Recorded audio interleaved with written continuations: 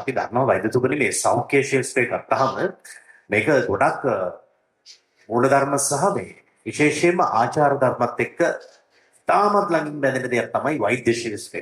සෞඛ්‍ය ශාස්ත්‍රය. රෝගියා සහ වෛද්‍යවරයා අතර රහස්‍යභාවය. මොකද Tamanට තියෙන ලෙඩේ අනුන් දැනගන්න අවශ්‍යතාවයක් නැහැ. ඒ නිසා ඒ රහස්‍යභාවය ආරක්ෂා කරගන්න පුළුවන් මේ ක්‍රමයෙන්. උමංග හොඳ ප්‍රශ්නයක්. රෝගියෙක්ගේ දත්ත medical information medical records අපි දන්නවා අපේ traditional hospital වල අපි BHT එකක් maintain කරන bed head ticket කියන. අපේ විද්‍යුත් මාධ්‍ය ඔස්සේ ඒ දත්ත ඔක්කොම encrypt කරලා තියෙන්නේ. ඒවා access තියෙන්නේ medical team එකට පමණයි.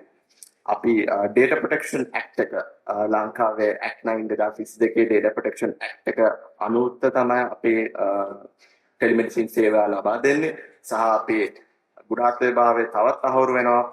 අපේ Ministry of Health ඒ කියන්නේ සෞඛ්‍ය අමාත්‍යාංශය ඔස්සේ digital health ආකාර සංකල්පයේ HIU ඒ කියන්නේ health information unit එකේ Ministry of Health එකේ යටතේ තියෙන ඒවා එක්ක තමයි අපි වැඩ කටයුතු කරගෙන යන්නේ. ඒක හින්දා රෝගීට කිසිම බයක් සැකක් නැතුව ඒගොල්ලෝගේ දත්ත සාමාන්‍ය ස්පිතාලයක දත්ත ප්‍රොටෙක්ට් වෙනවා වගේම ඒ data ටික data protection act එක ඔස්සේ ලැබෙනවා. يعني කිසිම බයක් වෙන්න දෙයක් නැහැ. Tamanගේ රහස්‍යභාවය සුරක්ෂිතයි.